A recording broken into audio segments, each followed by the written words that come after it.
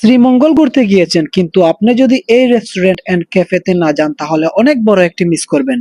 আজকে রবিন মামা, জাবেদ ভাই, কাউসার মামা ও রিপন ভাই সহ আমি মোহাম্মদ সুয়াদ চলে আসলাম চামং রেস্টুরেন্ট এন্ড ক্যাফেতে। আর আমরা যেহেতু এখানে এসেছি তাহলে বুঝতেই তো পারতেছেন প্লেসটি ইউনিক হবেই।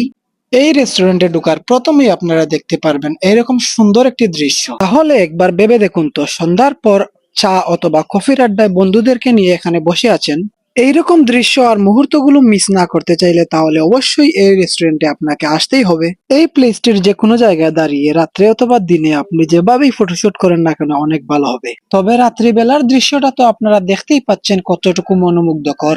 এইদিকে ভাই ও মামারা মিষ্টিমধুর কথার আড্ডায় মেতে উঠেছেন। চলে আসলো মেনু কার্ড, আমরা অর্ডার দিয়ে ফেললাম ফ্রেঞ্চ ফ্রাই ও চিকেন চাউমিন।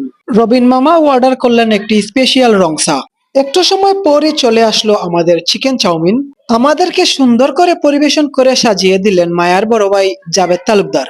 চিকেন চাউমিন খেতে খেতে চলে আসলো আমাদের ফ্রেঞ্চ ফ্রাইও। খাওয়ার পর আমরা বুঝতে পারলাম প্রাইজের তুলনায় স্বাদেও সুস্বাদু ছিল এবং মানও অনেক ভালো ছিল।